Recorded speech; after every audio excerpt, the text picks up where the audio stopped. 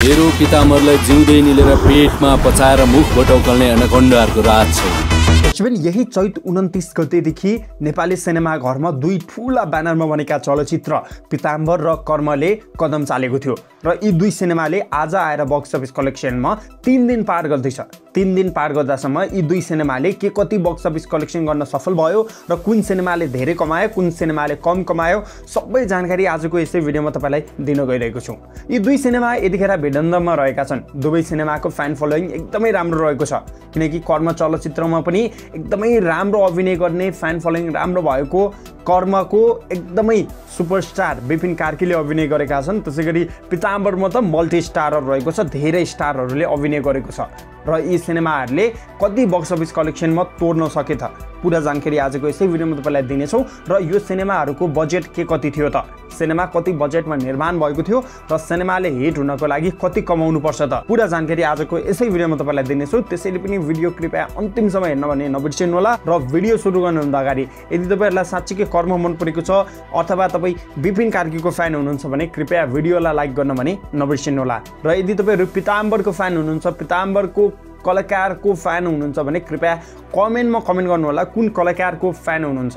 सौगात मल्लको fan हुनुहुन्छ कि दयाङ दाईको फ्यान हुनुहुन्छ कि आर्यन सेक्देको फ्यान हुनुहुन्छ कि प्रदीप खड्काको फ्यान हुनुहुन्छ कि दिव्यदेवको फ्यान हुनुहुन्छ, कसको हुनुहुन्छ त कृपया कमेन्ट सेक्सनमा कमेन्ट गर्न भने नबिर्सिनु होला। र सबैभन्दा इम्पोर्टेन्ट, कर्म चलचित्र मन पर्यो कि पिताम्बर मन पर्यो, कृपया कमेन्ट सेक्सनमा कमेन्ट गर्न भने नबिर्सिनु होला, किनकि कमेन्टमा आएर हाम्रा दर्शकहरूले कुन चलचित्र हेर्ने त भनेर डिसाइड गर्नेछन्। कुन चलचित्र तपाईलाई मन पर्यो, किन मन पर्यो, कृपया लेख्न भने नबिर्सिनु होला। सिनेमा कस्तो बनेको छ, सबै तपाईको मनमा जे छ कृपया लेख्न भने नबिर्सिनु होला। तपाईको एउटा कमेन्टले गर्दा कसैले फिल्म हेर्न जाने नजाने निर्णय गर्नेछन्। त्यसैले पनि प्लिज मैले फेरि पनि भन्दैछु, कृपया कमेन्ट गर्न भने नबिर्सिनु होला र भिडियोलाई लाइक अवश्य पनि गर्नु होला यदि तपाईँ साँच्चीकै विपिन कार्कीको फ्यान हुनुहुन्छ, नेपाली सिनेमालाई माया गर्नुहुन्छ भने। र यस्तै ताजा बक्स अफिस कलेक्सन, त्यसैगरी नेपाली फिल्मी दुनियाँको सम्पूर्ण ताजा खबरको लागि फिल्मी खोजलाई आजै सब्स्क्राइब गर्नुहोला। त्यसपछि अब हामी विषयवस्तुतर्फ लाग्नेछौँ। सबैभन्दा अगाडि कुरा गरौँ चलचित्र कर्म। सौरभ चौधरीको निर्माणमा बनेको चलचित्र कर्ममा मुख्य कलाकारको रूपमा विपिन कार्की, त्यसैगरी उपसाना, त्यसैगरी दिव्यदेव, मुकुल भुसाल लगायतका कलाकारहरूले मुख्य अभिनय गरेका छन् र थुप्रै कलाकारहरूले यसमा अभिनय गरेका छन् भने यो सिनेमा एकदमै एक्सन प्याकमा बनेको सिनेमा रहेको छ। र यो सिनेमाको टाइटल सङमा एकदमै अहिले चलेको दुश्मन हेरेको सिङ्गर दुर्गेश थापाले स्वर दिएका छन्। त्यसैगरी सिनेमाको बजेटको कुरा गर्नुहुन्छ भने अहिलेसम्म हामीले पाएको जानकारी हिसाबले सिनेमाले 3 करोड जति छोएको भन्ने जानकारी हामीबाट आएको छ। यद्यपि अफिसियल रिपोर्ट भने सार्वजनिक भएको छैन। सिनेमाको निर्माण टिमले यो सिनेमा कतिमा बन्यो भनेर अफिसियल रिपोर्ट सार्वजनिक गरिसकेपछि तपाईलाई पुनः जानकारी दिनेछौँ। त्यसैगरी सिनेमा फुल प्याक एक्सनमा बनेको छ। विपिन कार्कीको एउटा नयाँ लुक्स हामीले देख्न सक्छौँ। यो सिनेमाभन्दा अगाडि विपिन कार्कीलाई हामीले फ्यामिली जन्डरमा कमेडी रिलेटेड भिडियोहरूमा हेरिरहेको, तर यो सिनेमादेखि विपिन कार्कीले एक्सन अवतारमा उत्रिएका छन्। उनलाई हामीले भिन्न रूप एक्सनमा देखिरहेका छौँ। यो सिनेमा कर्ममा विपिन कार्कीले फुल प्याक एक्सन गरिरहेको हामीले देख्न सक्छौँ। त्यसैगरी मुकुल भुसाल, जसलाई हामीले पुनःबहादुरको सारङ्गीमा एउटा छुट्टै रूपमा देखेका थियौँ, यो फिल्ममा एकदमै खतरा रोलमा देख्नेवाला छौँ हामीले। त्यसैले फिल्म हेरेका हरेक दर्शकहरूले कर्म चलचित्रलाई एकदमै मन पराइरहेका छन् र हरेकले यस्तो टाइपको सिनेमा अहिलेसम्म नबनेको समेत भनिरहेका छन् र हरेकले यो भित्र उठाएको विषयवस्तुको खुलेर नै तारिफ गरिरहेका छन्। दर्शक तपाईँले कर्म चलचित्र हेर्नुभयो कि भएन, हेर्नुभएको छ भने सिनेमा कस्तो लाग्यो कृपया कमेन्ट सेक्सनमा कमेन्ट गर्न भने नबिर्सिनु होला।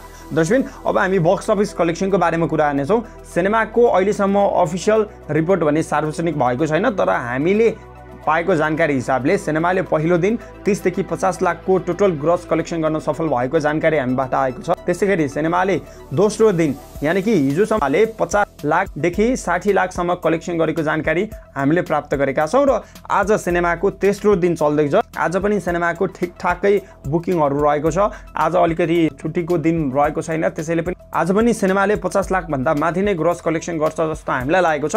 तर आज के कति कमायो बेलुका थाहा हुनेछ, बेलुका पनि तपाईँलाई पुनः जानकारी दिनेछौँ। त्यसैले पनि कृपया भिडियोलाई लाइक गर्न भन्ने नबिर्सिनु होला र च्यानललाई अझै सब्स्क्राइब गरेर बस्न भने नबिर्सिनु होला। दर्शकबिन तपाईलाई कर्म सिनेमा कस्तो लाग्यो कृपया कमेन्ट सेक्सनमा कमेन्ट गर्न भने नबिर्सनुहोला। दर्शकबिन अब कुरा गरौँ पीताम्बर। कृष्ण चौलागाईको निर्माणमा बनेको चलचित्र पीताम्बरमा मुख्य अभिनयको रूपमा प्रदीप खड्का, दयाङ राई, सौगात मल्ल, अनुप विक्रम शाह, दिव्य देव, आर्यन सिद्देल, दिव्या रायमाझी, त्यसैगरी सुपुष्पा भट्टराई, सुरक्षा पन्त लगायतको धेरै कलाकारहरूले यसमा अभिनय गरेका छन् र पीताम्बर एउटा एक्सन प्याक मुभी बनेको छ। यसमा थुप्रै कलाकारहरूले अभिनय गरेका छन् र कृष्ण चौलागाईले यो सिनेमालाई एकदमै एक्सन प्याक साउथ लेभल टाइपको एक्सनहरू यस सिनेमामा देख्न सक्छौँ।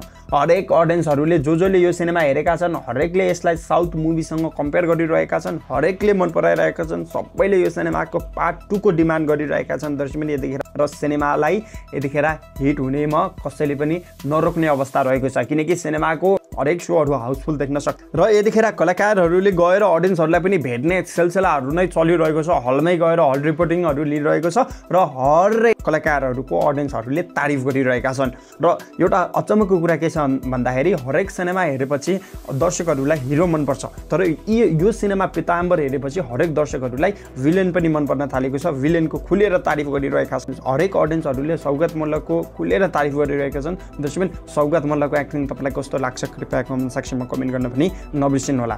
त्यसैगरी सिनेमाको बजेटको कुरा गर्नुहुन्छ भने सिनेमा 5 करोडमा निर्माण भएको जानकारी हामीले प्राप्त गरेका छौँ। 5 करोडभन्दा माथि नागेको छैन भन्ने जानकारी हामीबाट आएको छ। त्यसैगरी सिनेमाले हिट लिस्टमा सामेल हुनको लागि सिनेमाले 10 करोडको कमाइ गर्नुपर्ने हुन्छ र सिनेमाले पहिलो दिन हल लगभग 100 हलहरू प्राप्त गर्न सफल भएको थियो। त्यसैगरी सोज भने सिनेमाले 180 भन्दा माथिको सोजहरू प्राप्त गरेको छ।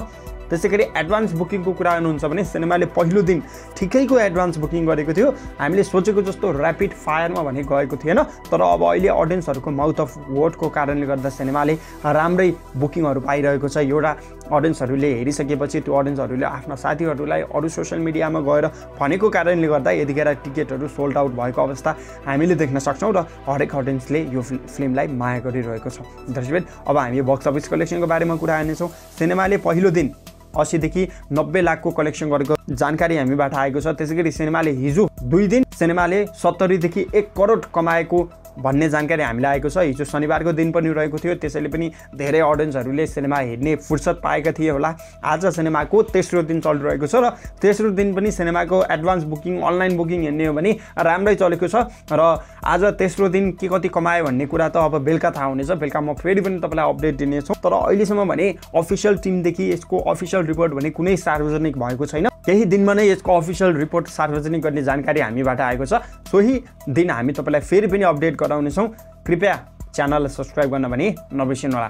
दर्शकबिन तपाईँलाई चलचित्र पीताम्बर मन पर्यो कि चलचित्र कर्म मन पर्यो? कुन चलचित्र मन पर्यो र चलचित्रको के मन पर्यो कृपया कमेन्ट सेक्सनमा कमेन्ट गर्न भने नबिर्सिनुहोला।